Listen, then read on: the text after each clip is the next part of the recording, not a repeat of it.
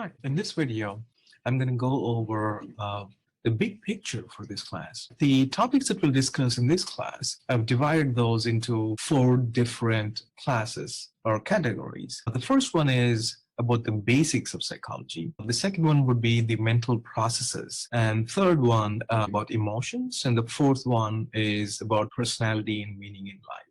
The basics refer to the topics covered in chapters 1 and 2. In chapter 1, we'll define what psychology is, talk about the history of psychology as a scientific field, about what psychologists do, and the research method the psychologists adopt. In chapter 2, we'll talk about brain and behavior, about neurons, nervous system, brain. That's one category. The second category would be mental processes. Before I show you what topics are under this umbrella, I want to give you some information about what mental processes are.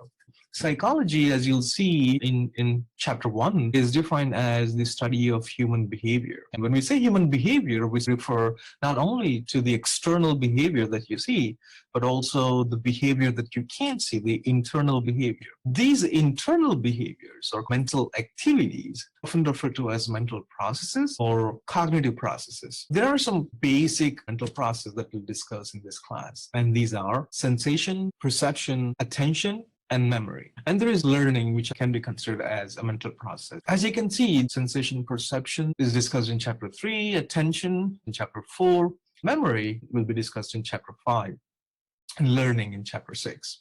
That brings us to our third category. I call it emotions. Refer to some topics from chapter 8. We'll talk about emotions in general. Then we'll talk about my favorite emotion, happiness and love.